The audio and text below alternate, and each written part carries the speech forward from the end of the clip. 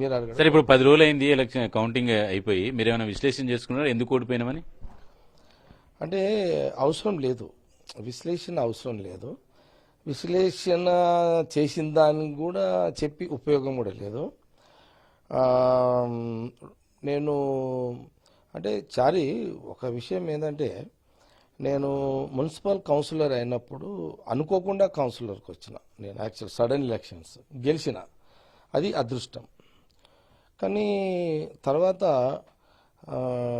నా మీద under age కింద గెలిచిండు అని నా అపోజిషన్ పార్టీ లీడర్ కేసు వేసినప్పుడు కోర్టులో కేసు కొట్లాడుకుంటూనే ఖచ్చితంగా మున్సిపల్ చైర్మన్ కావాలని నేను ప్రయత్నం చేసి ఎలక్షన్, అప్పుడు నా వయసు 19 సంవత్సరాలు, ఇంకొక 1 ఇయర్ మున్సిపల్ ఎలక్షన్ ఉండగా ఎట్లా కోర్టులో కొట్టేస్తారని నాకు తెలుసు.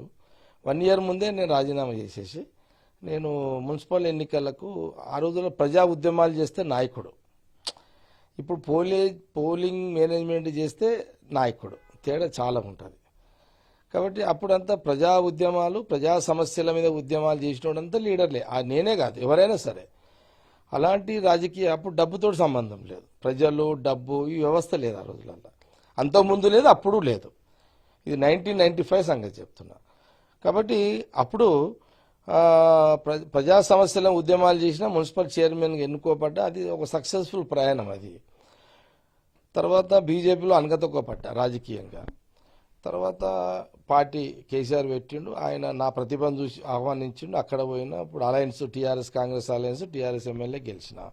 అప్పుడు కూడా ఎమ్మెల్యే కావాలనే ఒక అట్లా సీరియస్నెస్గా నేను చేసిన ప్రయత్నం, ఖచ్చితంగా ఎమ్మెల్యే కావాలి.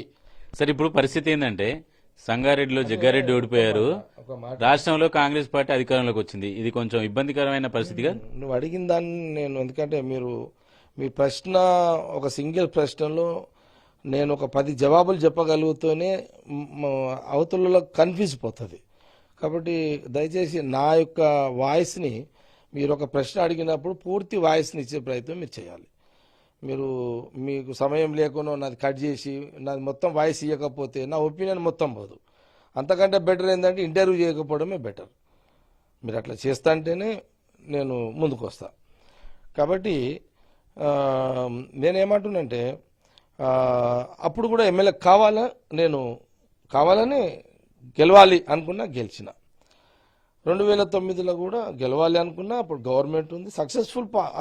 10 ఏళ్ళు కాంగ్రెస్ గవర్నమెంట్, ఆ 10 ఏళ్ళు 9 ఏళ్ళు 1 ఇయర్ టీఆర్ఎస్లో ఉన్నా కదా, 9 ఏళ్ళు రాజశేఖర రెడ్డి గారు 5 ఏళ్ళు, తర్వాత రోషయ్య గారు, కిరణ్ కుమార్ రెడ్డి, ఆ పీరియడ్ అంతా చాలా చాలా అసలు ఎంత బ్రహ్మాండమైన పరిపాలనలో నా నియోజకవర్గంలో సక్సెస్ఫుల్ లీడర్గా నేను 100% మార్కులు వేసుకున్నా. నచ్చినోడు కొందరు ఉంటారు, వాడు ఒప్పుకోకపోవచ్చు. కానీ నచ్చిన వాళ్ళు 100 మందిలో 80 మంది అని ఉంటారు కదా, 20 మంది ఆడ మొత్తం నచ్చరు 100 మంది. కాబట్టి నేను 2014లో ఒక సంఘటన నా ఓటమికి కారణము. అదే టైంలో అలసిపోయినా, అబ్బా ఈసారి ఓడిపోయిందే బెస్ట్, లే ఒక 5 ఏళ్ళు రెస్ట్ తీసుకుందాం అనుకున్నా. ఇది వాస్తవం. ఇది అంటే ఓడిపోయినావు కదా అని అట్లా అంటున్నావు అని నా మాట నమ్మరు జనాలు. కానీ జగ్గారెడ్డి ఉన్నదే మాట్లాడతాడు. నేను అనుకున్న ఈ టర్మ్ రెస్ట్ తీసుకుందాం అనుకున్న టైంలోనే నాకు ఒక కారణం అడ్డం వచ్చి నన్ను బ్రేక్ చేసింది. ఓటమికి కారణమైంది. తర్వాత జనాలు సరే అదో ఇదో ఏదో అన్నారు, గెలిచిన. మళ్ళా ఇప్పుడు కూడా నేను ఈ ఎన్నికల్లో నాకు తెలుసు తెలంగాణ రాష్ట్రంలో కాంగ్రెస్ పార్టీ అధికారంలోకి వస్తుంది. నేను చాలా సందర్భాల్లో ఎన్నికల్లో అధికారం కాంగ్రెస్ పార్టీ వస్తుంది, 70 సీట్లు ఖచ్చితంగా వస్తాయి, అదనంగా 10 సీట్లు పెరిగినా ఆశ్చర్యపోవద్దు అని నేను చాలా స్పష్టంగా చెప్పిన. నేను చెప్పడమే కాదు, ఇది అధిష్టానం అంటే ఢిల్లీ లెవెల్లో ఉన్న సోనియా గాంధీ, రాహుల్ గాంధీ, ఖార్గే గారి యొక్క ఏఐసిసి కానీ, ఇక్కడ పిసిసి రేవంత్ రెడ్డి కానీ, తర్వాత మిగతా మన కాంగ్రెస్ పార్టీ ఉత్తమ్ కుమార్ రెడ్డి, వీళ్ళందరూ ఎవరు బట్టి, ఇలా లీడర్షిప్ అంతా కొంత 2 నెలల ముందు అంచనా వచ్చేసింది. ఈసారి టీఆర్ఎస్ పరిపాలనకు వ్యతిరేకంగా వీళ్ళు అనేక హామీలు నెరవేర్చలేరు. కాబట్టి ఎట్టి పరిస్థితులలో కాంగ్రెస్ అధికారం తెచ్చుకుంటేనే అన్ని సమస్యలు పరిష్కారం అయితే అని ఒక లైన్లో మెజార్టీ పబ్లిక్ డిసైడ్ అయ్యారు. ఖచ్చితంగా Congress party AICC Telangana Pradesh committee దాదాపు ఏదైతే 82 సీట్లు వస్తాయి అనేది అనుకోవడం జరిగిందో ఆ సీట్లు 100% కన్ఫామ్ సీట్లు అవి ఒకటి. అయితే నా సంగారెడ్డి నియోజకవర్గానికి వచ్చేసరికి నీ ప్రశ్న ఏంటంటే ఓటమి తర్వాత నీ అనుభవాలు ఏంటిది అనేది నువ్వు చెప్పడం జరిగింది. ఓటమి కంటే ముందే నా అనుభవం అయిపోయింది ఆల్రెడీ.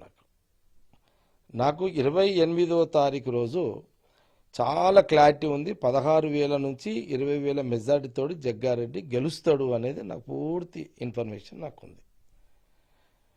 29-30 అసలు కథ 29-30.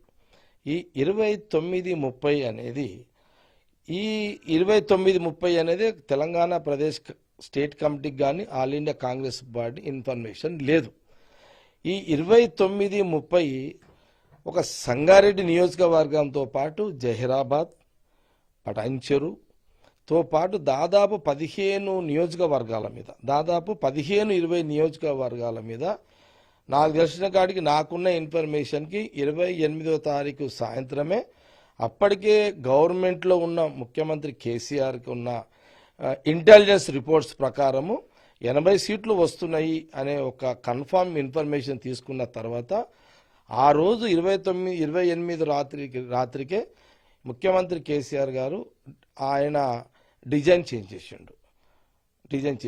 చేసి వాళ్ళు ఒక 30 సీట్ల మీద వాళ్ళు 25 కోట్ల నుంచి 30 కోట్ల రూపాయల వరకు ఆ ఒక్కరోజే 29 ఉదయం నుంచి స్టార్ట్ చేస్తే 30వ తారీఖు 3 గంటల వరకు ఎంటైర్ టీఆర్ఎస్ పార్టీకి ఉన్న సిస్టమ్ అంతా కూడా 25-30 కోట్ల రూపాయలు ఒక్కొక్కరికి 2,000, 3,000, 4,000, 5,000 రూపాయలు ఈచ్ పర్సన్కి ఇచ్చిరు వాళ్ళు. నేను తీసుకున్న వాళ్ళని తప్పుపట్ట, ఎందుకంటే తీసుకున్న వాళ్ళు పాపం వాళ్ళ ఆర్థిక ఇబ్బందులు